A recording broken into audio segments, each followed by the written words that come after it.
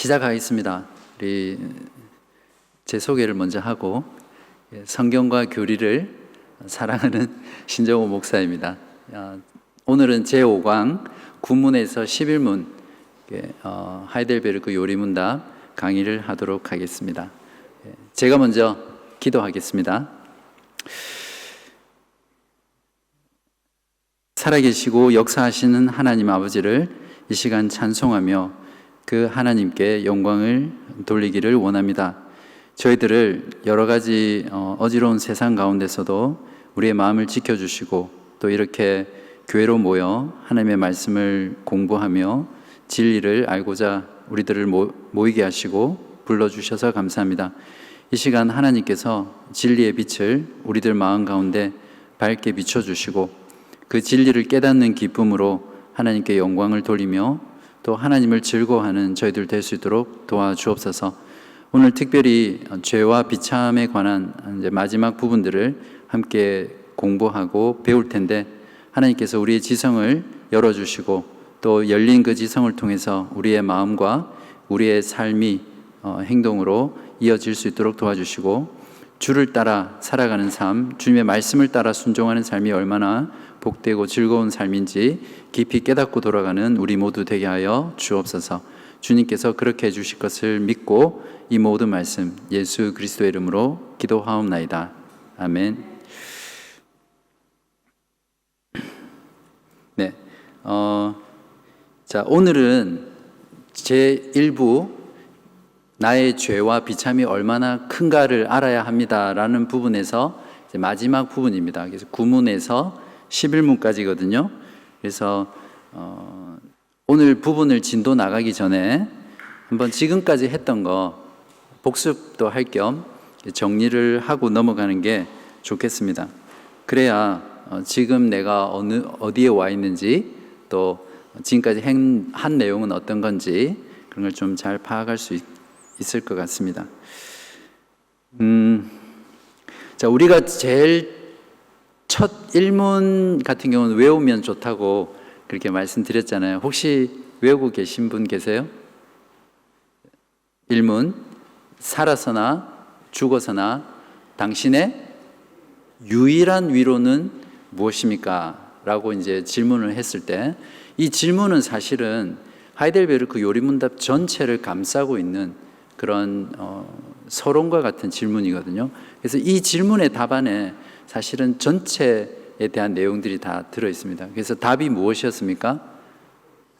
사나 죽으나 몸도 영혼도 나는 나의 것이 아니요 신실하신 나의 구주 예수 그리스도가 나의 것이라는 그 사실이 참된 그리고 유일한 위로입니다. 이제 이렇게 했습니다.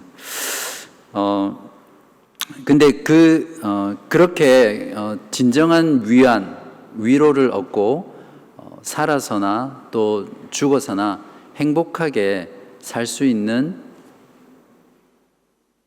살기 위해서는 무엇을 알아야 됩니까? 라고 이문에서 묻죠. 그래서 무엇을 알아야 됩니까?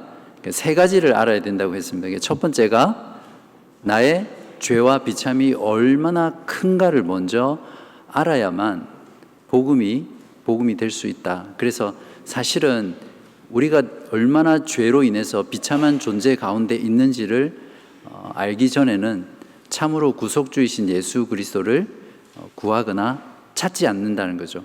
자, 그래서 그것을 알게 된 다음에 그러면 그 죄와 비참으로부터 구원받기 위해서 우리가 어떻게 해야 하는가라는 부분이 이제 두 번째 부분이었죠. 그리고 세 번째 부분은 무엇이었습니까? 그렇게 구원하신 하나님께 우리가 어떻게 감사해야 하는가? 감사는 자연적으로 할 수 있는 게 아니라 사실은 감사도 어떻게 하는지 배워야 우리가 하나님께 영광을 돌리고 하나님을 기쁘게 할 수 있는 그런 감사를 할 수 있다. 이제 그렇게 한 것이 이제 2문까지입니다. 그리고 3문에서부터 이제 본격적으로 우리가 알아야 할 죄와 비참함이 얼마나 큰가에 대한 내용이 나오는데 3문에서는 어떤 내용이 나옵니까? 죄와 비참함을 어디에서 알 수 있습니까? 라고 묻잖아요. 어디에서 알 수 있습니까? 율법. 그래서 율법에서 알 수 있는 것은 율법의 기능이 정죄하는 기능, 그리고 우리의 죄를 드러내는 기능을 한다라고 이야기를 했고, 그리고 그 율법이 요구하는 바가 무엇이었습니까?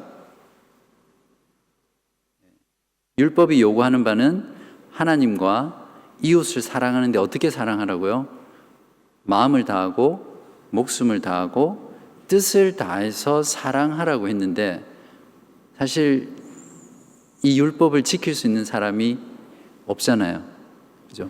아무도 지킬 수 없기 때문에 그 율법의 요구가 우리에게 너무나 힘든 것이 아니라, 그 율법 자체는 하나님의 성품을 드러내고 또 하나님의 자녀들이 어떻게 살 것인지를 말해주는 거기 때문에 우리는 그 율법의 요구의 수준을 낮출 수 없다는 그런 이야기들을 했습니다. 그죠?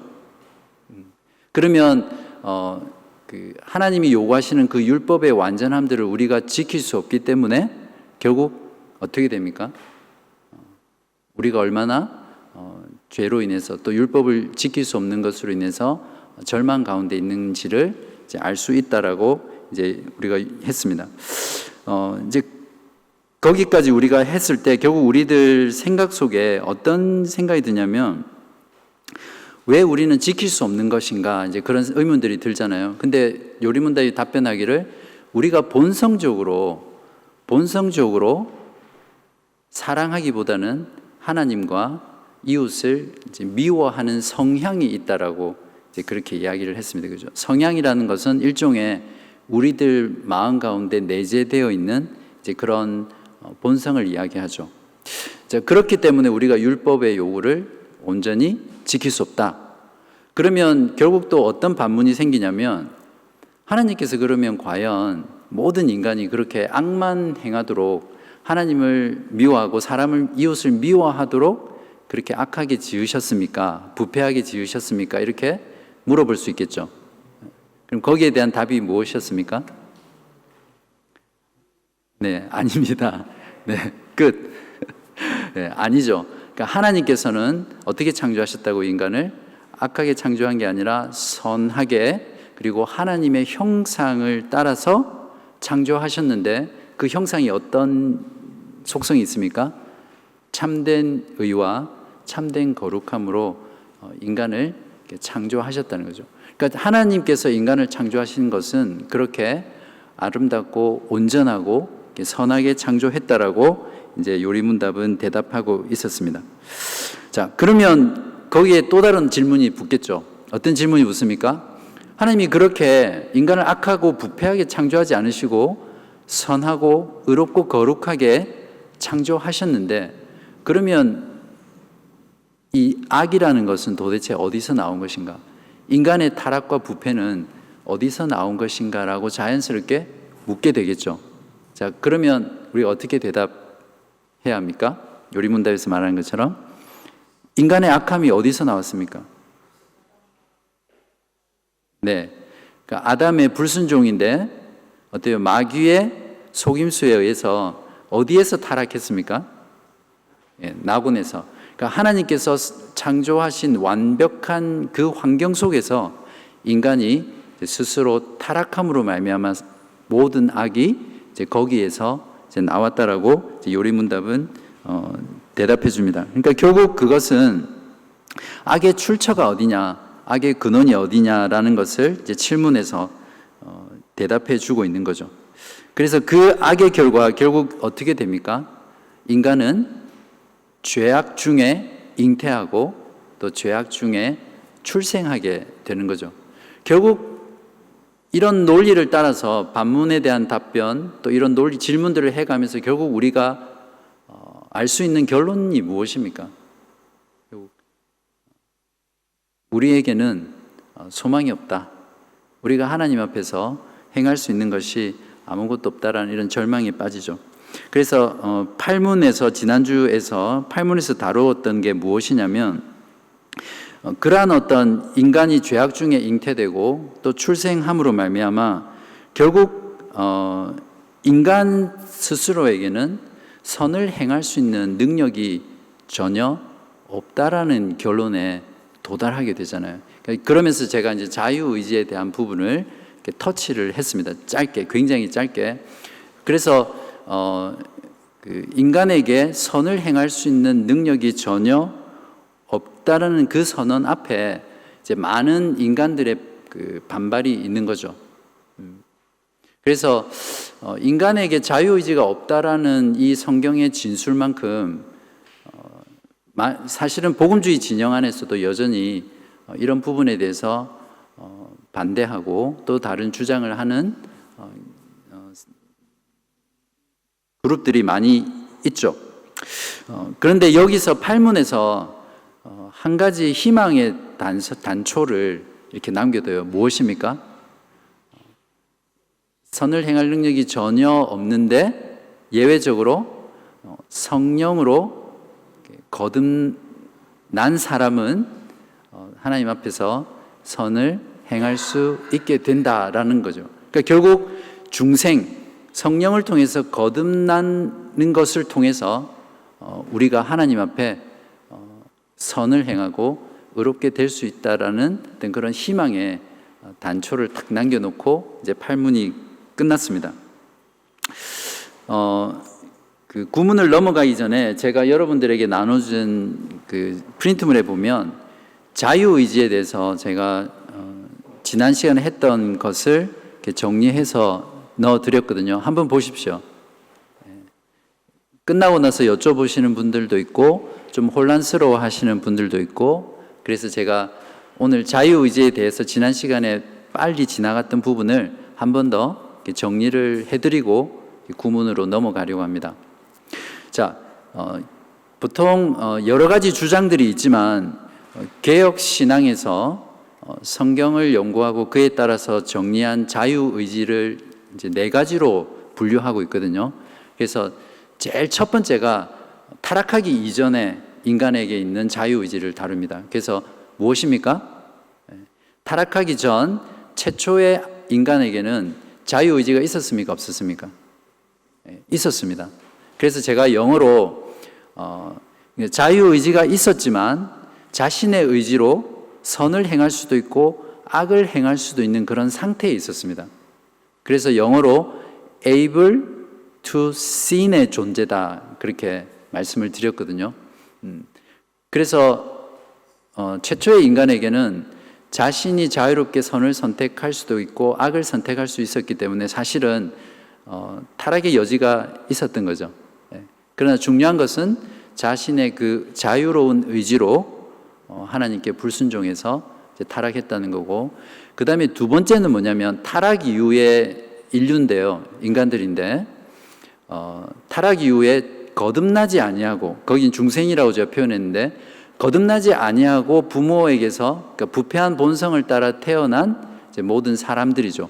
그 사람들에게는 자유의지가 있습니까? 없습니까? 네, 자유의지가 없다라고 문답은 이야기하고 있고, 또 이 문답을 작성한 우르시누스도 자신의 해설서에서 그렇게 분류하고 있거든요. 즉 거듭나지 아니한 자연인, 그러니까 불신자들을 이야기합니다. 그들에게는 선을 행할 수 있는 능력이 제로입니다. 전혀 없습니다. 자기 스스로 하나님을 찾거나 또 하나님 앞에 자신의 죄를 인정하고 고백하고 또 하나님의 기준에 맞는 선을 행할 수 있는 능력이 없습니다. 그래서 이것을 교리적으로 무엇이라고 하냐면 전적인 부패, 전적인 타락, 전적인 무능력의 상태다, 이제 이렇게 이야기를 합니다. 그리고 세 번째는 무엇이냐면 타락 이후에 육신의 부모에서 태어났지만 성령을 통해서 거듭난 중생한 신자를 이야기합니다. 거듭난, 성령으로 거듭난 신자들에게는 자유의지가 어떻게 됩니까? 있습니까? 없습니까? 있죠. 그래서 이제는 성령으로 거듭나서 새로운 마음, 새로운 영을 성령께서 우리 안에 창조하셨기 때문에 우리는 새로운 존재가 되었고, 그래서 우리는 자유롭게 하나님의 선을 추구하고 바라면서 동시에 그 선을 선택할 수 있는 자유로운 의지가 있습니다.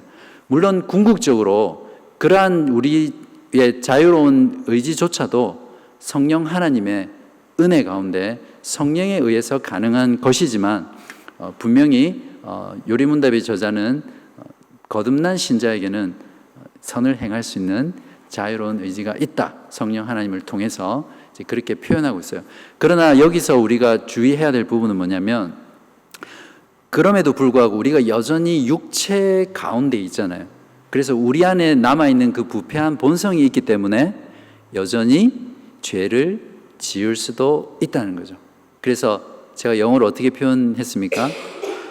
able not to sin의 존재이면서 또 not able not to sin 또는 able to sin의 존재의 상태가 타락 이후에 거듭난 신자들의 자유의지입니다. 그래서 그런 면에서 최초의 타락하기 이전의 인간의 자유의지 상태와 가장 가까운 그런 상태가 있다고 볼 수 있습니다. 그리고 마지막이 뭐냐면, 결국 예수 그리스도께서 오셔서 이제 완성된 그 나라에서 살게 되는, 그러니까 영화로운 신자들이죠. 그러니까 결국 신자들이 최종 구원을 받는 그날, 그때는 어떤 상태입니까? 죄를 절대 지을 수 없는, 그래서 not able to sin의 존재가 되는 거죠. 그때는 오직 선만을 바라게 되고 하나님만을 추구하게 되고 또 그렇게 바라는 것을 의지적으로 선택할 수 있는 존재가 되는 거죠. 그래서 그러한 상태를 우리가 영화, glorification이다 이렇게 표현하고요. 지금 우리의 상태는 able to sin 혹은 not able to sin. 그래서 sanctification, 그러니까 성화의 과정에 있다 이렇게 볼 수 있습니다. 핵심은 무엇이냐면, 인간의 네 가지 상태에 따라서 자유의지가 있다 없다 또는 어떤 상태다라는 것을 이제 표현할 수 있습니다. 이제 좀 정리가 되시죠? 그 각각에 대해서는 조금 여러분이 아직 수용이 안 되거나 좀 이건 아닌 것 같다 이런 생각이 있을 수는 있지만, 어쨌든 개혁주의 신학에서 자유주의에 대해서 정리하고 있는 부분은 그렇게 네 가지로 이해할 수 있습니다. 정리가 되셨죠? 네. 사실은 우리 안윤정 교우님이 지난 시간에 이 부분 할 때 잠깐 딴 생각 하셨다고 해서 이메일로 좀 달라고 하셨는데, 제가 다른 분도 비슷하지 않을까 싶어가지고 이렇게 정리했습니다. 네. 혹시 여기까지 질문 있으신 분 없으시죠? 네. 그래서 이제 소위 칼빈주의, 또 개혁신앙, 개혁주의 신앙, 개혁파 신앙, 또 우리가 추구하는 신앙의 핵심은 결국 모든 것이 하나님의 주권이고 하나님의 은혜라는 거죠. 우리가 선을 행하는 것조차도 하나님께서 성령을 통해서 우리로 하여금 선을 행할 수 있게 하시기 때문에 우리가 선을 행하는 것이기 때문에, 결국 뭐냐면 우리가 선을 행해 놓고도 우리에게 공로를 돌리거나 우리 자신에게 상을 줄 수 없는 거죠. 우리들을 통해서 나타나는 그 선조차도 하나님께 영광을 돌리고 또 하나님을 찬양하게 되는 거죠. 그것이 하나님의 은혜의 신앙의 핵심입니다. 그래서 이 개혁 신앙을 깊이 알면 알수록 하나님께 영광을 돌리는 삶에 우리의 모든 삶의 목표가 초점 맞춰지는 거죠. 자랑할 것이 하나도 없는. 네, 그러면 이제 구문으로 들어가겠습니다. 이제 구문, 제가 먼저 질문을 한번 던져볼게요. 하나님께서는 사람이 행할 수 없는 것을 그의 율법에서 요구하신다면 이것은 부당한 일이 아닙니까? 결국 성령으로 거듭나지 않는 사람은 선을 행할 수 있는 능력이 전혀 없잖아요. 그러니까 능력 자체가 없는데 하나님께서 그런 인간들에게 율법의 요구를 취하시고 그 요구를 지키지 못했을 때 형벌을 내리신다는 것은 사실은 부당하잖아요. 그죠? 그런 마음이 생기잖아요. 그죠? 그런 것에 대한 질문이고 거기에 대한 답변입니다. 사실은 이 구문의 의도는 이런 겁니다.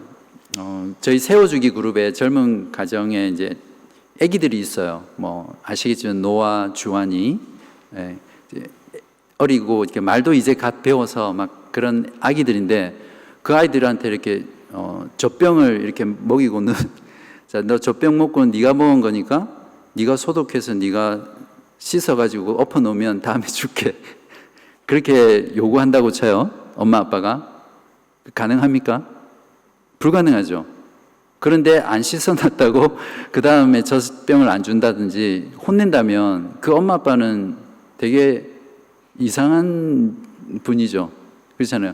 그러니까 불가능한 일을 요구하고 거기에 대해서 어떤 벌을 가한다는 것 자체가 굉장히 부당하고 비합리적인 제정신이 아닌 부모죠. 제가 군대에 있을 때 솔직히 좀 방이 나왔거든요. 이렇게 힘든 방이.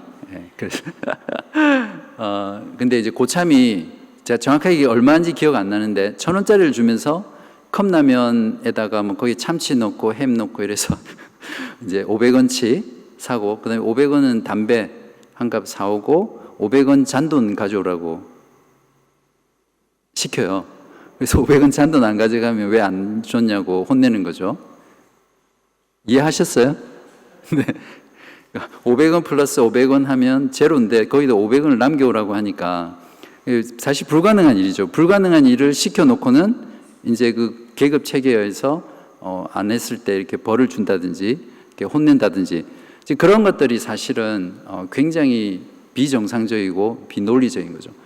여기서 질문하는 자연인들의 질문이 사실은 이런 질문입니다. 인간이 할 수 없는 걸 하나님께서 요구하고 거기에 대해서 벌을 내리신다는 것은 하나님이 정말 이상한 분이다. 부당한 분이다. It's not fair. 그렇게 말하는 거하고 똑같은 거예요. 거기에 대해서 이제 요리문답은 이렇게 답을 하고 있습니다. 한번 여러분이 읽어보십시오. 자, 시작. 아닙니다. 하나님은 사람이 행할 수 있도록 창조하셨으나 사람은 마귀의 꿰매에 빠져 고의로 불순종하였고 그 결과 자기 자신뿐 아니라 그의 모든 후손도 하나님의 그러한 선물들을 상실하게 되었습니다. 이제 아닙니다. 이렇게 이제 답을 하고 있죠. 저는 이 요리문답에 이게 참 마음에 들어요. 맞습니다. 그렇습니다. 아닙니다. 대답하고 결론을 먼저 말하고 거기에 대한 이유들을 설명하죠. 그래서 첫 번째는 뭡니까? 하나님은 사람이 불가능한 게 아니라 율법을 지킬 수 있도록 행할 수 있도록 창조하셨다라고 이렇게 대답하고 있고 그 다음에 그렇기 때문에 사람은 마귀의 꿰매에 빠져 고의로 불순종한 거죠. 그죠? 그렇기 때문에 인간에게는 죄책이 있다는 거고 그 고의로 불순종한 결과가 자기 죄를 범한 그 자신뿐만 아니라 그 이후의 모든 후손들이 하나님께 받은 선물들을 다 잃어버렸다. 이렇게 답을 하고 있습니다. 여기에 대한 조금 구체적인 걸 하나씩 짚어 가보도록 하겠습니다.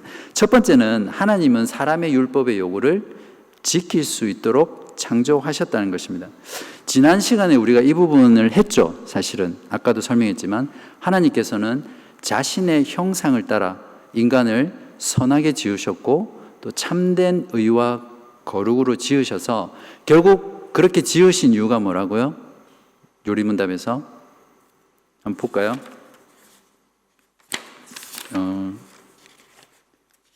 제가 다 외우지 못하기 때문에 이렇게 돼 있네요. 이렇게 창조하신 이유는 자신의 창조주 하나님을 바르게 알고 마음으로 사랑하고 영원한 복락 가운데 그와 함께 살고 동행하고 그리하여 그분께 찬양과 영광을 돌리게 하기 위함이다. 즉 하나님의 형상을 따라 창조한 이유가 하나님과 교제하면서 영원토록 기뻐하면서 그분을 즐거워하면서 찬양하는 삶, 그게 하나님의 인간 창조의 목적이라는 거죠. 결국 그렇게 창조했기 때문에 인간은 그 율법을 지킬 수 있는 존재로 지음받았습니다. 그래서 창세기 1장 26절에서 27절에 보시면 하나님이 이르시되 우리의 형상을 따라 우리의 모양대로 우리가 사람을 만들고 그들로 바다의 물고기와 하늘의 새와 가축과 온 땅에 기는 모든 것을 다스리게 하자 하시고 하나님이 자기 형상 곧 하나님의 형상대로 사람을 창조하시되 남자와 여자를 창조하시고. 그래서 하나님의 형상을 가진 인간은 하나님을 바르게 알고 하나님을 마음으로 사랑하면서 하나님의 말씀에 순종하면서 살 수 있는 존재로 지음받았습니다. 그리고 창세기 2장 16절에서 17절에 보면 이제 하나님께서 아담에게 이런 명령을 주세요. 여호와 하나님이 그 사람에게 명하여 이르시되 동산 각종 나무의 열매는 내가 임의로 먹되 선악을 알게 하는 나무의 열매는 먹지 말라. 내가 먹는 날에는 반드시 죽으리라 하시니라. 결국 하나님께서 다 먹어도 되는데 선악을 알게 하는 나무를 먹지 말라라고 하셨을 때는 그게 어떤 전제가 있는 겁니까? 인간이 그걸 지킬 수 있다는 거죠. 그죠? 지킬 수 없는데 따먹지 말라라고 하셨다면 그게 부당하시겠지만 그렇지 않고 따먹는 날에는 정령 죽으리라는 그 조항을 붙이시면서 따먹지 말라고 하셨을 때는 인간이 그것을 지킬 수 있는 능력도 가지고 있다는 거죠. 이거는 조금 더 나아간 부분인데 하나님께서 신약의 성도들에게 우리들에게 성경을 통해서 많은 명령을 주시잖아요. 복음 안에서 명령을 주시는데 하나님께서 우리에게 어떤 것을 행하라고 명령하신 때는 반드시 그 명령을 지킬 수 있는 능력도 우리에게 같이 주셨기 때문에 명령을 주신 거거든요. 그래서 그런 것들을 종합해 볼 때 하나님께서 사람이 지킬 수 없는 율법을 주신 게 아니라 하나님은 인간이 율법을 지키고 순종하며 살 수 있도록 창조하셨다는 거죠. 그래서 하나님은 부당하지 않다라고 일단 먼저 결론을 내릴 수 있겠죠. 두 번째는 이제 인간의 죄책인데요. 분명히 여기 보면 고의라고 했어요. 그러니까 의도적으로 불순종인 거예요. 모르고 지은 죄가 아니라 의도적으로 지었어요. 창세기 3장 4절에서 6절 그리고 13절에 보면 개역 한글이지만 여러분 넘기셔가지고 한번 그 부분을 한번 보십시오. 성경을 찾으셔도 되고요.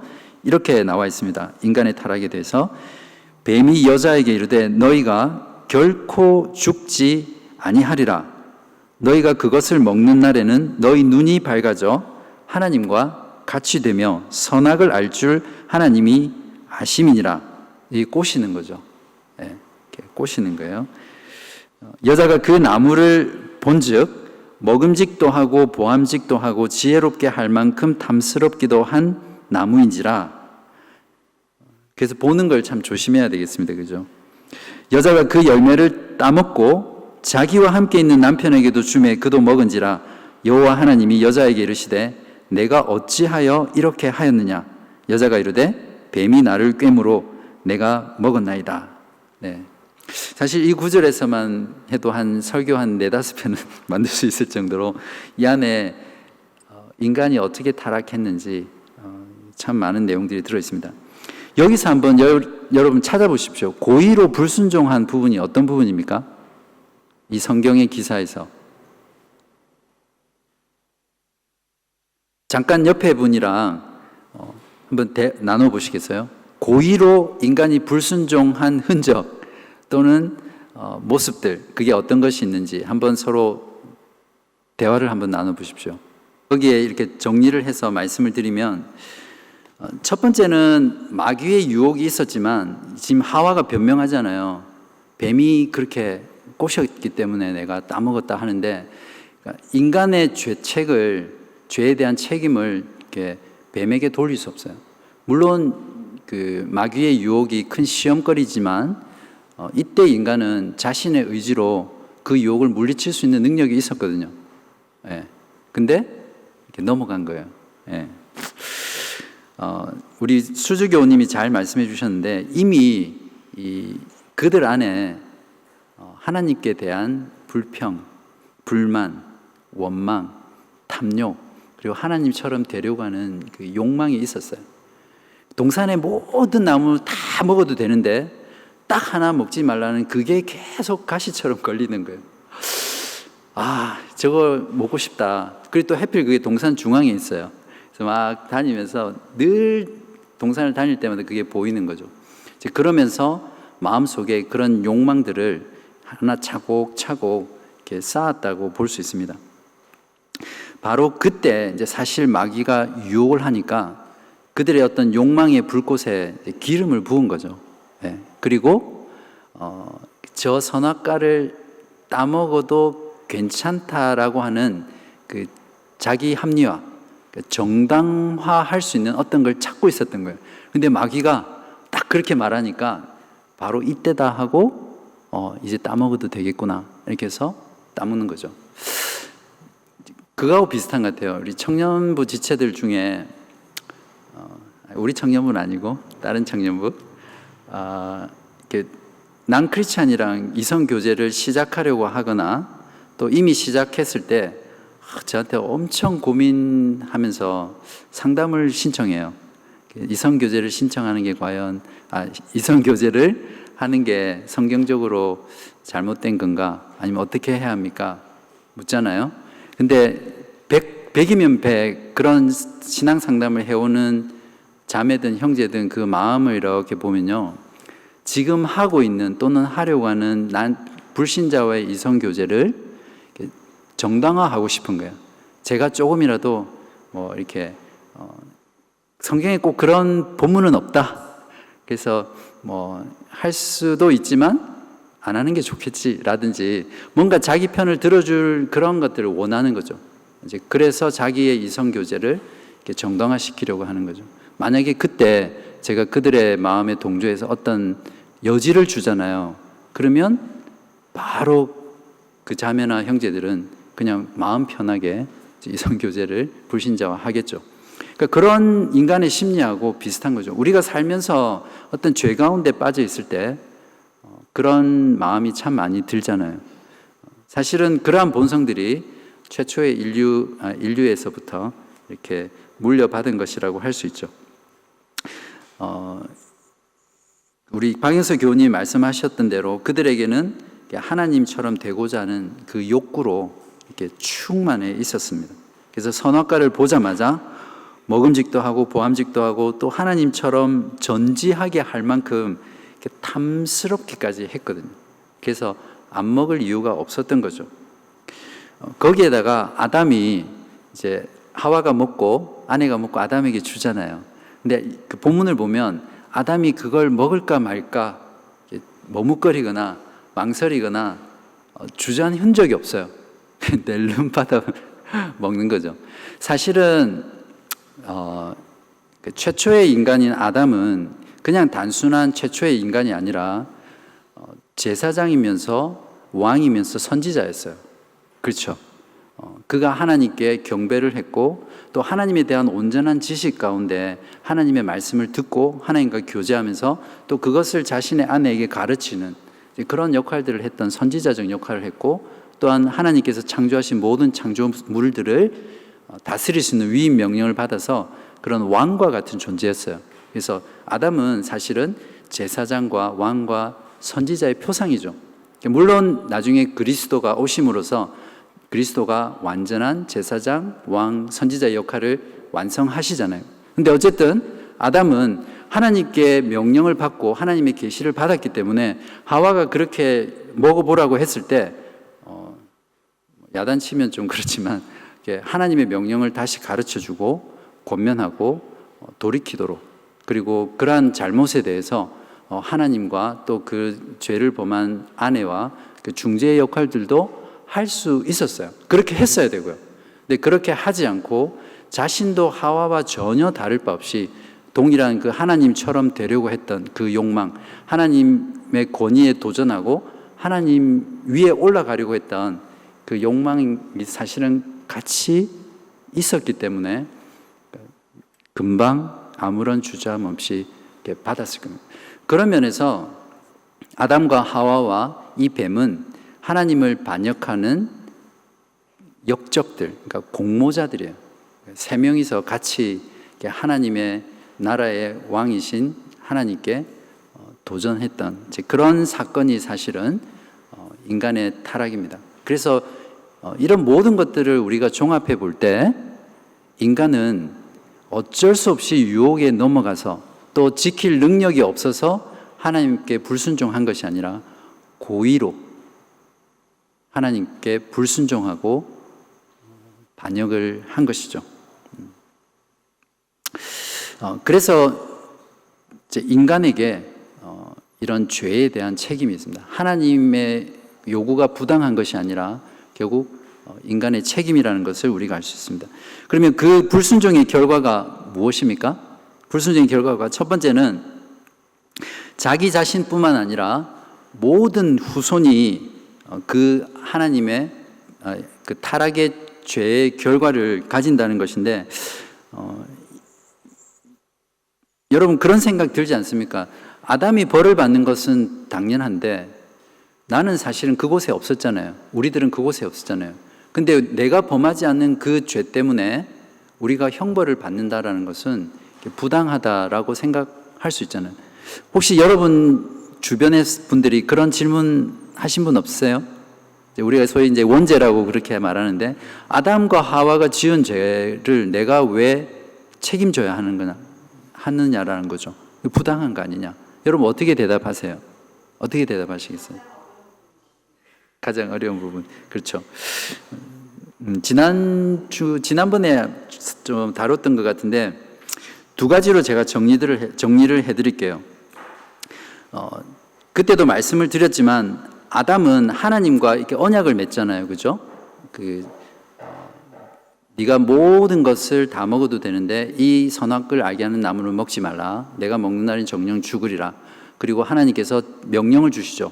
그래서 땅에 있는 모든 것들을 다스리고 또 충만하고 번성하라고 이렇게 또 문화 명령도 주시고, 그래서 아담은 하나님과 모든 인류의 대표로서 언약을 맺고 또 명령을 받고 계시를 받는 거예요.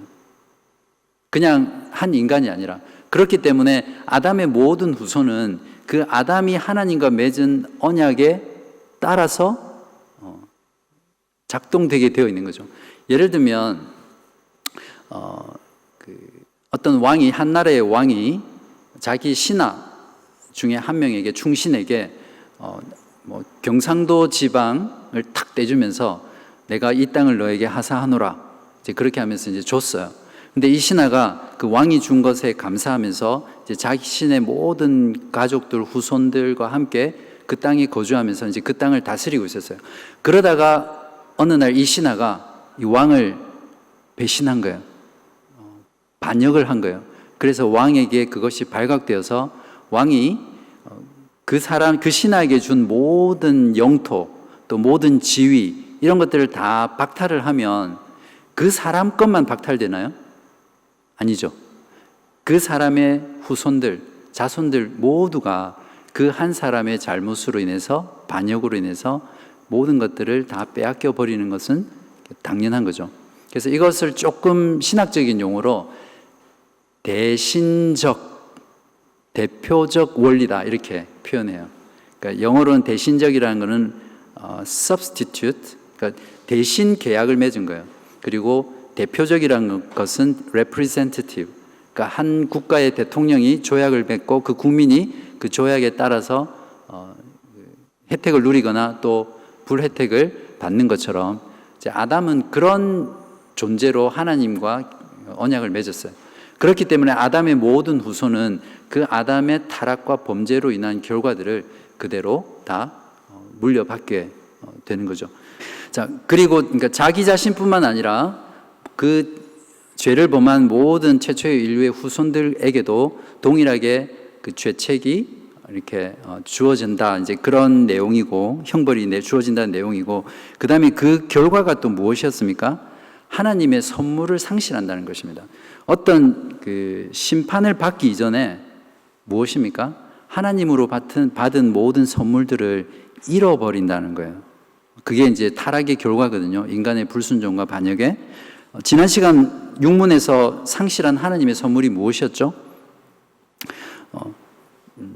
반복되는 건데, 하나님의 선하시고 의롭고 거룩한 하나님의 형상을 잃어버리는 거죠. 그러니까 우리 안에 하나님의 형상을 잃어버리는, 그리고 하나님을 바르게 아는 참된 지식, 하나님을 사랑하는 참된 마음, 또 하나님과 동행하는 그 교제, 또 하나님 안에서 즐거워하며 기뻐하며 찬양하는 그런 영원한 복락의 상태를 이제 다 잃어버리는 거죠.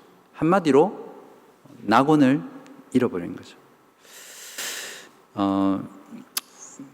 구문을 요약해 보면 이제 결국 하나님이 인간에게 완벽한 율법의 요구를 하시는 것은 절대 부당하지 않다는 것이고, 인간이 스스로 불순종했기 때문에 그 모든 죄에 대한 결과와 형벌들은 인간이 받는 것이 마땅하다라고 이제 구문은 결론을 내릴 수 있겠죠. 정리가 됐습니까? 하나님 부당하시지 않으시죠? 왜 부당하시지 않으신지 이제 대답하실 수 있겠죠. 네. 이제 신문에서는 이제 인간인에게 죄에 대한 책임이 있다라는 거 분명하게 이제 결정이 났으니까 과연 인간에게 남아있는 그 죄에 대한 책임은 어떤 건지, 형벌은 어떤 건지 신문 11문에서 다루어 보겠습니다. 내용이 좀 무겁죠. 무겁지만 우리들에게 유익한 내용이라고 생각합니다. 자, 신문을 제가 한번 읽어보겠습니다. 하나님께서는 그러한 불순종과 반역을 형벌하지 않고 지나치시겠습니까? 이렇게 묻습니다. 여러분이 한번 답해 보십시오. 결코 그렇지 않습니다. 하나님께서는 원죄와 자범죄 모두에 대해 심히 진노하셔서 그 죄들을 이 세상에서 그리고 영원히 의로운 심판으로 형벌하실 것입니다. 하나님께서는 누구든지 율법책에 기록된 대로 온갖 일을 항상 행하지 아니하는 자는 저주 아래 있는 자라고 선언하셨습니다. 네, 여기서 인간의 불순종과 반역에 대한 하나님의 형벌에 대해서 이제 몇 가지를 알 수 있는데, 첫 번째는 하나님께서 어떻게 하십니까? 결코 죄를 간과하지 않는다는 것입니다. 그러니까 지나치지 않는다는 거죠. 그렇게 지나치지 않는 죄의 종류가 몇 가지죠? 그러니까 원죄와 자범죄입니다. 그러니까 원죄는 이제 오리지널 신이라고 그렇게 표현하는데, 아담의 범죄로 인한 죄를 말하고요. 그래서 이 원죄는 모든 인류가 한 사람도 예외 없이 다 가지고 태어나는 죄입니다. 그 원죄에 대한 칼빈의 저술은 제가 나눠드린 앞부분에 보면 있거든요. 그걸 보시고 원죄가 어떻게 유전이 되는지 한번 보시고요. 그 다음에 두 번째는 자범죄입니다. 자범죄가 뭡니까? 자기 스스로 짓는 죄, 그러니까 내 죄죠. 그러니까 actual sin이라고 그렇게 부르는데, 실제로 우리 자신이 하나님께 범하는 죄입니다. 그러면 인간들 가운데 원죄만 가지고 있고 자범죄는 없는 사람이 있습니까? 없죠.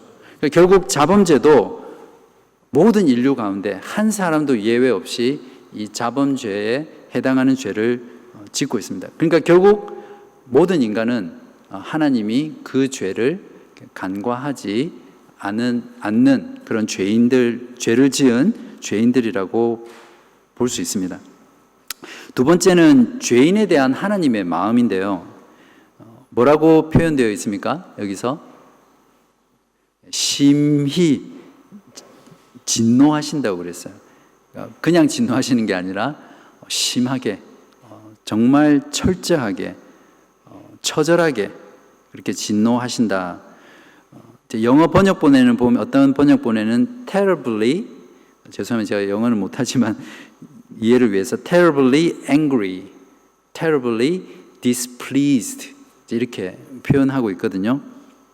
그러니까 마치 이제 이걸 신인, 그러니까 하나님과 인간을 이제 같이 보고 동성동현론적 표현이다 이렇게 불러요. 그러니까 하나님이 사실은 우리처럼 육체를 가지신 분이 아니잖아요. 하나님은 영이시기 때문에 우리가 볼 수도 없고 만질 수도 없고 그런 분이지만, 마치 인간이 마음을 가지고 감정을 가지고 느끼는 것처럼 이렇게 표현하는 거거든요. 성경에는 그런 표현들이 되게 많아요. 그죠? 하나님을 질투하시는 하나님이다, 진노하시는 하나님이다, 그런 표현들이 많이 나오는데, 결국 하나님이 죄에 대해서 심하게 진노하신다는 거예요. 화가 나 있으시고 기뻐하지 않으시나요? 그것을 이제 표현하고 있습니다. 세 번째는 인간의 불순종과 반역의 죄에 대한 이제 형벌의 범위가 나와 있는데 문답에 보면 이 세상과 그리고 영원이라고 표현되어 있거든요. 그러니까 결국 인간의 불순종과 반역의 죄에 대한 형벌의 범위가 장소적인 측면에서 이 세상과 저 세상에서도 형벌이 주어진다는 것이고요. 시간적으로도 이 지상에서의 시간과 영원이라는 시간 속에서도 그 형벌이 계속해서 주어진다는 것을 말해주고 있는 거죠. 네 번째로 형벌의 기준은 무엇이죠?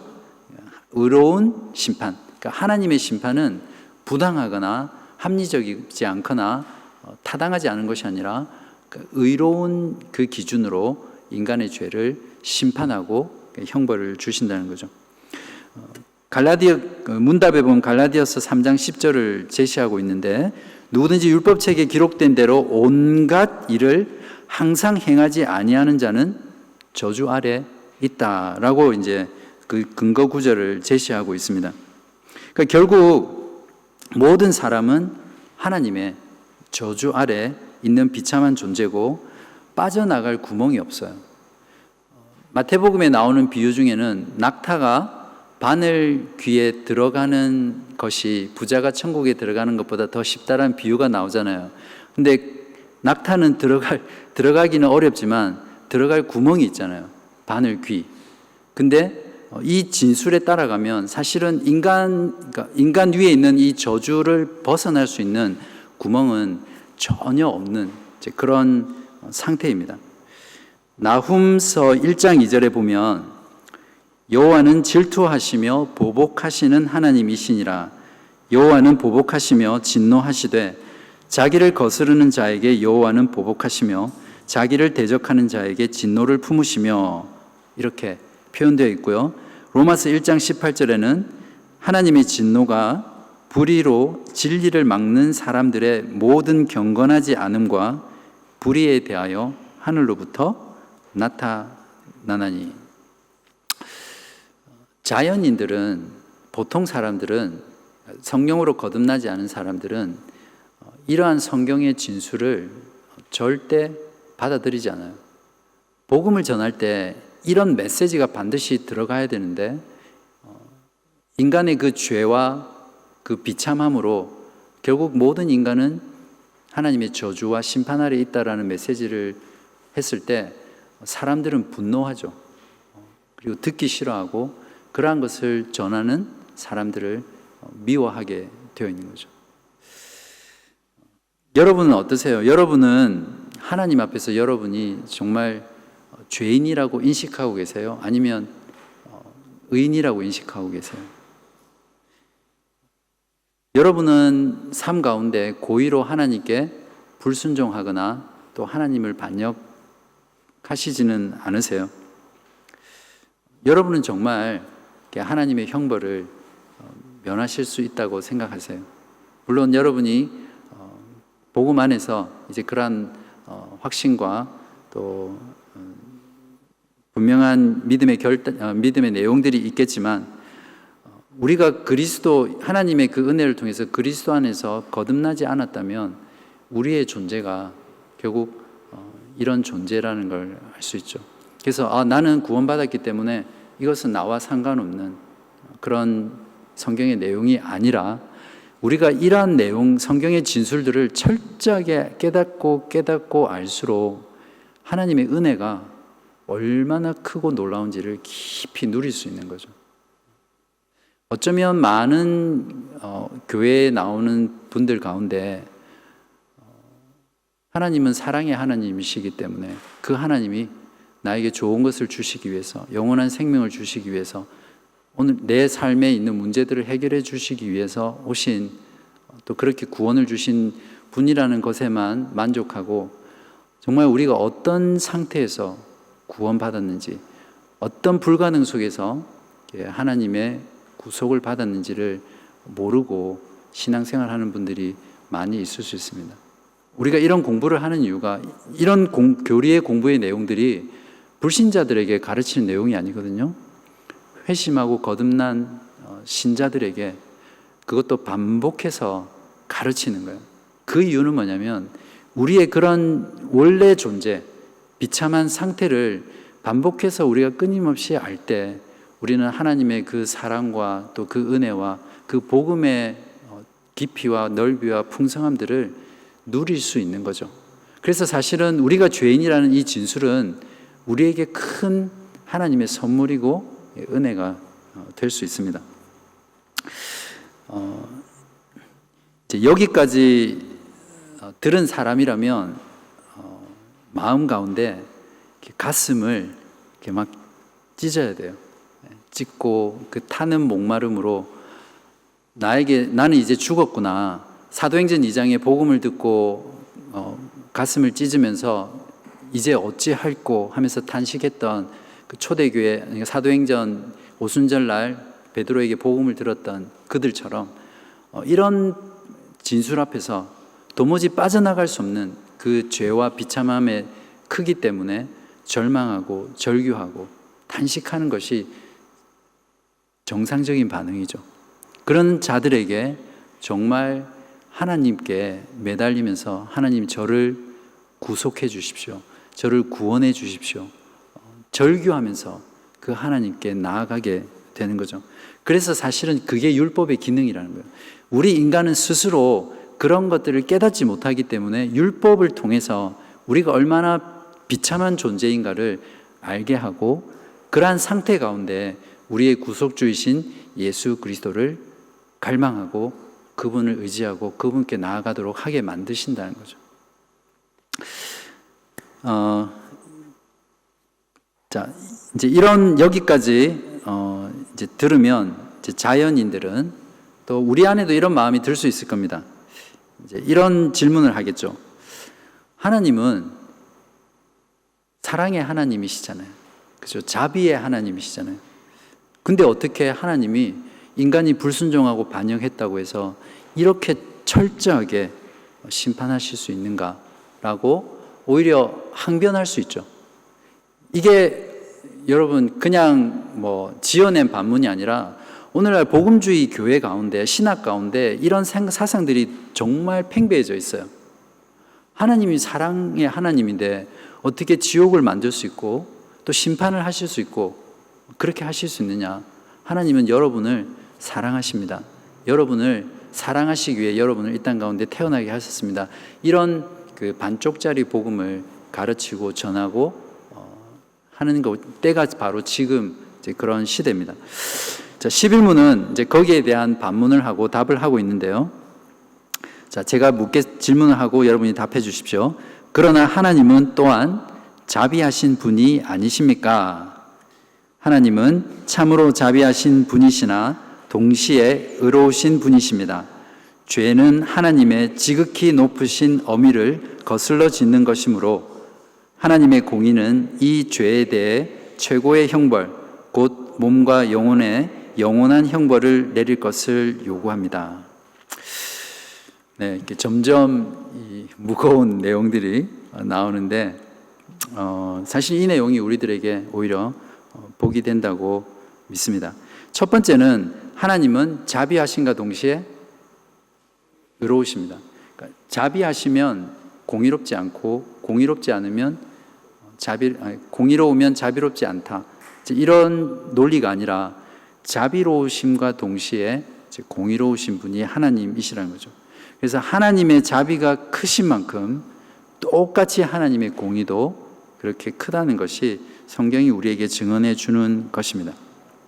신명기 7장 9절에서 11절에 보면 그런즉 너는 알라 오직 내 하나님 여호와는 하나님이시요 신실하신 하나님이시라. 그를 사랑하고 그의 계명을 지키는 자에게는 천대까지 그의 언약을 이행하시며 인애를 베푸시되 그를 미워하는 자에게는 당장에 보응하며 하여 멸하시나니 여호와는 자기를 미워하는 자에게 지체하지 아니하시고 당장에 그에게 보응하시느니라. 그런즉 너는 오늘 내가 내게 명하는 명령과 규례와 법도를 지켜 행할지니라. 두 번째 우리가 보아야 할 것은 죄는 어떤 의미입니까? 지극히 높으신 하나님의 엄위를 거슬러 짓는 것이라는 거죠. 우리가 죄를 범할 때마다 그 죄는 어떤 의미를 가진다고요? 지극히 높으신 하나님의 어미를 손상시키는 거예요. 그 영어로는 어미라는 표현이 찾아보니까 majesty라고 이렇게 표현되어 있거든요. 사극이나 이런 데 보면 뭐 왕 앞에서, 임금 앞에서 신하가 망발을 하면 뭐라고 합니까? 전하 소인을 죽여주십시오. 뭐 그러고 뭐 그림자를 밟는다든지. 그래서 옛날에는 왕이 그림자도 안 밟았다고 하잖아요. 그 왕이 가진 어미 때문에, 그리고 뭔가 조그만 잘못을 해도 임금의 용안에, 또 임금의 그 어미의 손상을 줬기 때문에 죽여주십시오. 이제 이렇게 표현하듯이 우리가 죄를 범하는 그 죄는 인간의 왕에게도 그럴진데 무한하시고 영원하시고 가장 위대하시고 높으신 그 거룩하신 하나님의 어미에 손상을 가하고 그것에 거슬러서 짓는 것이 바로 죄라는 것을 말해주고 있습니다. 그래서 죄는 무한하시고 영원하신 하나님께 짓는 것이기 때문에 요리문답의 저자는 그 형벌도 무한한 것이어야 하고 영원한 것이어야 한다라고 말합니다. 그러니까 무한하다란 말은 이제 측량할 수 없다라는 그런 표현이거든요. 그러니까 하나님이 무한하시기 때문에 그 무한하신 하나님께 범한 죄의 형벌도 측량할 수 없을 만큼 이제 무한해야 되는 것이고, 또 영원한 하나님에게 범한 죄이기 때문에 그 죄의 형벌도 영원해야 된다는 거죠. 데살로니가후서 1장 8절에서 9절에 보면 하나님을 모르는 자들과 우리 주 예수의 복음에 복종하지 않는 자들에게 형벌을 내리시리니 이런 자들은 주의 얼굴과 그의 힘의 영광을 떠나 영원한 멸망의 형벌을 받으리로다. 이렇게 표현하고 있습니다. 두 번째 형벌의 내용은 무엇이냐면 몸과 영혼에 내리는 형벌입니다. 몸에만 내리는 형벌도 아니고 영혼에만 내리는 형벌도 아니고 몸과 영혼에 형벌을 내리는 거죠. 요한복음 5장 29절에 보면 선한 일을 행한 자는 생명의 부활로 악한 일을 행한 자는 심판의 부활로 나오리라, 이렇게 되어 있는데요. 재림 전에 죽은 악인은, 즉 불신자는 어떻게 됩니까? 그 영혼이 즉각적으로 지옥의 심판을 받죠. 이제 육체는 죽어서 이제 썩어서 뭐 없어지겠죠. 매장을 하면 흙으로 돌아가고, 뭐 화장을 하면 이제 태워지겠죠. 뭐 어떻게 매장을 하든 처리를 하든 육신은 이제 그렇게 되지만 영혼은 그 즉각적으로 지옥의 형벌을 받습니다. 근데 몸은 받는 게 아니죠. 근데 몸은 언제 받습니까? 재림 시에 그 요한복음 5장 29절에서 말한 것처럼 악인의 몸이 심판의 부활을 받는. 그러니까 부활은 신자든 불신자든 다 합니다. 그러니까 신자든 불신자든 그 몸이 부활합니다. 그래서 영혼과 몸이 다시 결합되어서 악인은 심판의 부활을 받고 영원한 멸망, 그리고 선한, 그러니까 하나님의 의인 신자들은 그 몸이 부활해서 영혼과 결합해서 어떻게 됩니까? 그러니까 영원한 천국의 삶을 살게 되는 거죠. 그래서 몸과 영혼이 내리는 형벌이라는 게 그런 의미입니다.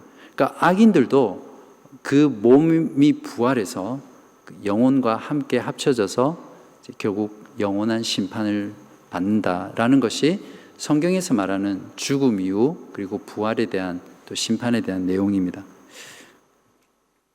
표정이 처음 듣는 것 같은 표정인데, 네, 성경이 그렇게 되어 있습니다. 네, 제가 전에 그것이 알고 싶다 해서 한번 했어요. 그 죽음 이후의 부활에 대해서 그런 부분들. 그러니까 신자는 죽으면 어떻게 됩니까? 그 영혼이 즉각적으로 예수 그리스도의 곁에 그분과 함께 파라다이스의 낙원에 있죠. 십자가에서 좌편 우편에 있는 강도가 오늘 내가 나와 함께 낙원에 있으리라 했으니까 그 영혼은 즉각적으로 천국에서, 그러니까 파라다이스에서 있습니다. 그러나 그것은 완전한 최종 상태는 아니죠. 그걸 이제 중간 상태라고 그러는데 최종 상태는 언제입니까? 예수님께서 다시 오셨을 때 신자의 몸이 부활해서 그 영혼과 결합해서 영원한 생명의 부활을 하는 것이 신자의 죽음과 부활입니다. 물론 그때까지 살아있는 신자들은 그 몸을 가진 몸과 영혼의 상태에서 호련히 그리스도처럼 변해서 그리스도와 함께 영원토록 천국에 거하는 거죠. 자, 여기까지 이제 11문까지 다 했는데요. 여러분 심정이 어떠세요? 막 몸이 아프시죠? 네? 이제 체스나 장기에 비유하자면 바둑에서는 아다리라고 그러나요? 장기에서는 액통수 맞습니까? 자매분들은 잘 모르실 것 같은데, 그죠? 그리고 체스에서는 이렇게 마지막 지는 그걸 용어가 있던데, 체크메이트? 네, 그런 거죠. 그러니까 이 요리문답을 쭉 따라오다 보면 이 요리문답을 저술한 저자들이 거기에서 일어날 수 있는 반문들에 답하고 또 거기에서 또 다른 질문을 하고 또 답해서 이 요리문답을 공부해 나가는 사람으로 하여금 도무지 빠져나갈 수 없게 만드는 거예요. 정말 우리의 존재가 얼마나 그 죄로 인해서 비참한 상태에서 절망할 수밖에 없는가. 그것들을 이제 의도적으로 사실은 작성해 나간 거거든요. 왜냐하면 그러한 상태에 대해서 우리가 알 때 참되고 유일한 그리스도 안에 있는 위로를 얻고 평생토록 사나 죽으나 행복한 삶을 살 수 있는 이제 그런 지식을 우리가 가질 수 있는 거죠. 그래서 그 첫 번째 지식으로 이제 죄와 비참에 대해서 이제 다룬 것이죠. 사실 믿지 않는 자연인들은 보통 그 믿지 않는 사람들을 자연인이라고 그렇게 불러요. 그러니까 왜 자연인이냐면 그대로 놔두면 자연 그대로 그러니까 인간의 본성대로 놔두면 절대 하나님을 찾거나 회개를 해서 선을 행해서 하나님께 구원받을 수 없기 때문에 그냥 자연인이라고 부르거든요. 그러니까 불신자라고도 할 수 있고요. 그러나 자연인들은 그 존재적으로 이러한 메시지를 혐오합니다. 싫어합니다. 오늘날 현대인들이 가장 싫어하는 메시지가 무엇인지 아세요? 당신은 죄인입니다라는 메시지예요. 복음을 전할 때 그들이 싫어하는 이유가 뭐냐면 나는 법도 잘 지키고 나름대로 선하게 살고 가정에 충실하고 열심히 일하는데 자꾸 우리 보고 사람들이 죄인이라고 하니까 그래서 회개하라고 하니까 너무너무 듣기 싫은 거예요. 그리고 그런 어떤 하나님의 존재 자체를 부인하고 그리고 그런 메시지를 전하는 사람들을 이 시대 가운데 아주 도태된 사람 그리고 그 골수분자 그런 다른 사람을 배려하지 않는 그런 사람들로 치부하는 거죠. 어떤 면에서 우리가 신앙생활을 하면서 복음을 전하면서 어떤 핍박이나 박해나 어려움들이 없다라는 이야기는 결국 우리가 세상과 그렇게 많은 구별이 없다라고 할 수 있는 거죠. 우리가 정말 성경에서 말하는 참된 진리와 복음을 바르게 그대로 있는 그대로 가감없이 전하면 세상은 우리를 미워할 수밖에 없어요. 그래서 자연인은 스스로 자신의 능력으로 회개하거나 선을 행할 수 없는데 참 놀라운 것은 무엇이냐면요. 이 복음을 듣고 당신이 죄인이라는 이 메시지, 당신은 이렇게 철저하게 무능하고 그 죄와 비참으로 인해서 하나님의 진노의 심판, 영원한 형벌, 무한한 형벌을 받을 수밖에 없는 존재라고 메시지를 전하는데도 그 중에는 그 말씀을 듣고 두 손 들고 콧물 눈물 다 흘리면서 회개하고 주님께 돌아오는 사람이 있다는 거죠. 결국 이 복음의 메시지를 통해서 하나님께서 창세전에 자신의 자녀들로 선택하고 예정하신 자들을 복음을 통해서 복음의 선포를 통해서 불러요. 그러니까 한 사람이 자연인이 성령으로 거듭나서 자신의 죄를 고백하고 주님 앞에 나와서 주를 믿을 수 있다는 것, 여러분처럼 이 말씀을 배우고 진리를 알고자 하는 이 열망 가운데 나올 수 있다는 것만큼 하나님의 가장 극명한 은혜가 잘 드러나는 게 없고요. 하나님의 이 세상 가운데 어떤 기적보다도 가장 놀라운 그런 기적이 바로 우리가 한 인간이 자연인이 회개하고 주님을 믿을 수 있다는 그 사실입니다. 그러니까 여러분의 그러한 모습들을 보면서 내 안에 성령 하나님께서 계시는구나, 내가 하나님의 구원받은 백성이구나라는 것을 사실은 반대로 확인할 수 있는 거죠. 여러분 마음 가운데 정말 내가 죄인이라는 것을 철저하게 고백하고 인정하고, 그래서 나에게는 예수님이 필요하고 나에게 예수 그리스도를 주신 그 하나님께 감사하는 마음이 있다면, 그것이 여러분에게 사실은 거꾸로 구원의 확신을 주는 거죠. 하나님은 공의로우시고 자비로우신데요, 하나님께서는 하나님의 아들 예수 그리스도를 우리가 받아야 될 그 무한하고 영원한 형벌을 하나님 아들인 예수 그리스도에게 다 뒤집어 씌우시고 그분이 다 받도록 하셨어요. 우리의 몸과 영혼에 다 쏟아 부어져야 될 하나님의 그 심한 진노, 그 무서운 형벌이 하나님께서는 자비하셔서 하나님의 아들 예수 그리스도에게 다 쏟아 부으신 거예요. 그래서 우리는 이제 우리의 죄책으로 인해서 더 이상 하나님 앞에 받아야 될 진노와 형벌이 없는 거예요. 오늘 다루지는 않았지만 우르시누스는 자신의 책에서 이 11문을 환난이라는 주제로 다루고 있거든요. 그래서 신자에게는 형벌로서의 고난이나 환난은 절대 없다, 이렇게 표현하고 있습니다. 그러니까 우리 거듭난 신자는 우리가 삶을 살아가면서 받는 고난들이 있잖아요. 고통들이 있잖아요. 그게 질병이든 실직이든 또 관계의 어려움이든 그 무엇이 되었든 그것은 우리의 죄에 대한 형벌로서 우리에게 주어진 것이 아니라는 것이죠. 왜 그렇습니까? 예수 그리스도에게 그 모든 죄에 대한 형벌은 이미 다 하나님께서 쏟아 부으셨기 때문이죠. 얼마나 하나님은 공의로우시면서 또한 자비로우신 분이십니까? 하나님은 우리에게 마음을 다하고 목숨을 다하고 뜻을 다하고 생명을 다하여 하나님을 사랑하고 주 너의 하나님을 사랑하고 내 이웃을 내 몸과 같이 사랑하라고 말씀하셨는데, 모든 인간들 가운데 단 한 사람도 이 명령, 이 하나님의 율법을 지킬 수 있는 사람이 없잖아요. 근데 하나님의 아들 예수 그리스도를 이 땅 가운데 보내셔서 유일한 인간, 그 예수 그리스도는 하나님을 그렇게 사랑했고 이웃을 그렇게 사랑하셨잖아요. 바로 그렇게 철저하게 하나님의 율법에 순종한 예수 그리스도의 순종과 의를 그분을 믿는 모든 하나님의 자녀들에게 우리에게 다 뒤집어 씌운 거예요.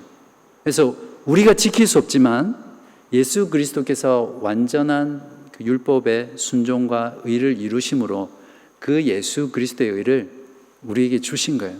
그래서 우리가 하나님 앞에 의롭게 되신 거예요. 이것이 얼마나 공의로우신 하나님이시면서 자비로우신 하나님이세요. 또한 예수 그리스도 그분은 하나님의 뭐라고 말씀하셨습니까? 성경에서 하나님의 본체의 형상이라고 그랬거든요. 그래서 예수 그리스도, 예수님을 본 자들은 하나님을 본 자라고 했어요. 그래서 하나님의 형상을 가진 그 예수 그리스도를 성령을 통해서 믿음으로 연합한 자는 하나님의 그 원래 창조하셨던 하나님의 형상을 회복한 거예요. 그래서 우리는 이제 하나님의 형상을 회복한 자로 살아가는 거예요.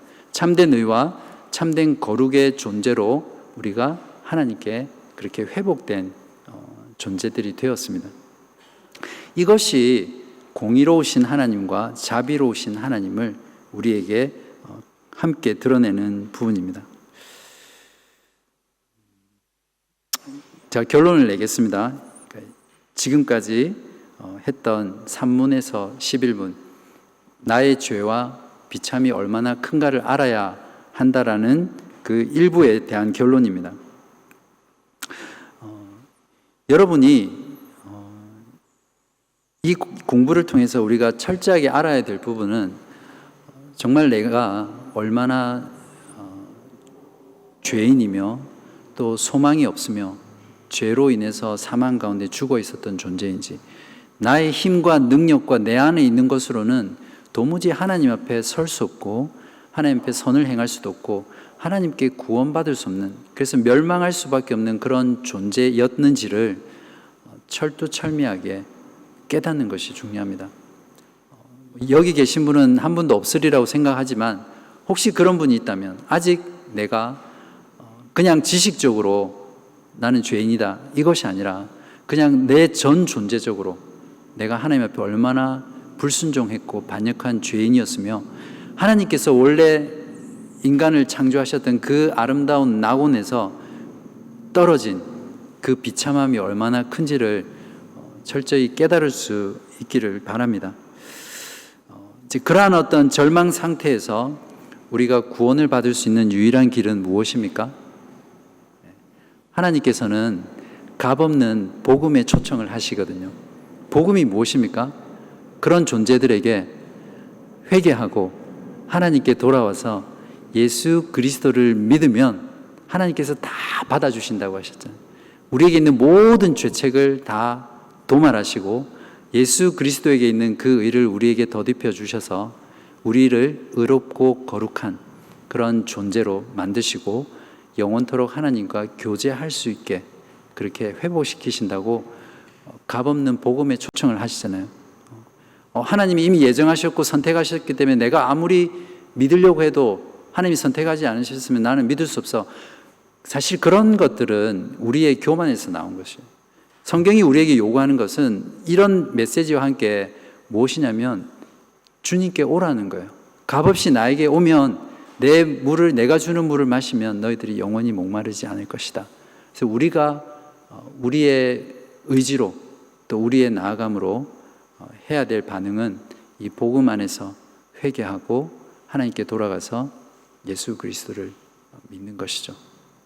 우리가 이러한 죄와 비참함을 알 때 이 하나님의 복음의 값없는 초청, 이 얼마나 은혜롭고 얼마나 자비로우며 또 얼마나 무한한 사랑인지를 깨닫게 되고, 그래서 우리 신자는 믿을 때 한번 회개하고 믿는 것이 아니라 마틴 루터가 말했던 것처럼 신자의 삶은 평생이 회개하는 삶이다.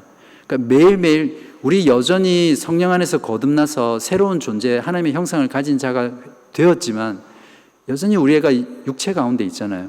그리고 우리 안에 부패한 본성이 여전히 있어요. 그래서 우리가 늘 죄를 범하기도 하고, 사도 바울의 탄식이 그거잖아요. 오호라, 나는 공고한 사람이더라. 내 안에 육신의 소욕과 성령의 소욕이 있어서 그 둘이 계속해서 싸우는 거예요. 그래서 그 싸움에 의해서 내가 지기도 하고 넘어지기도 하면서 그렇게 좌절하는 그 사도 바울의 고백이 있잖아요. 그 위대한 대사도가 그 안에서 있는 그런 신자의 갈등, 육신의 소욕과 성령의 소욕의 싸움으로 인해서 겪는 그런 갈등으로 그렇게 고민했다면 우리의 삶은 얼마나 더 심하겠습니까? 바로 이러한 메시지가 우리의 신앙생활 가운데 얼마나 우리들의 큰 은혜와 복음의 깊이를 깨달을 수 있는지 몰라요. 그래서 앞으로 우리가 주일 모임 때든 또 개인의 기도 생활 속에서 회개할 때마다 이 하나님의 무한한 그리스도를 통해서 우리에게 주신 참된 유일한 사나 죽으나 우리가 누릴 수 있는 이 위안을 통해서 우리가 복음의 풍성함을 이렇게 날마다 경험할 수 있을 것입니다. 그래서 저와 여러분 모두 그런 복음의 은혜를 누리실 수 있기를 진심으로 기도합니다. 자, 이것으로 우리 제1부 마쳤는데 우리 마친 기념으로 박수 한번 칠까요? 네, 이제 다음 주부터는 이제 좀 밝은 내용들이 나옵니다. 이런 상태에서 우리가 어떻게 하면 구원을 받을 수 있습니까? 라는 구속에 대한 내용들, 그런 내용들이 나오고요. 이 부분이 하이델베르크 전체 부분에서 또 많은 부분을 차지하거든요. 그래서 여러분 기대하시고 또 다음 주에 뵙도록 하겠습니다. 제가 기도하고 마치겠습니다. 하나님 아버지 감사합니다.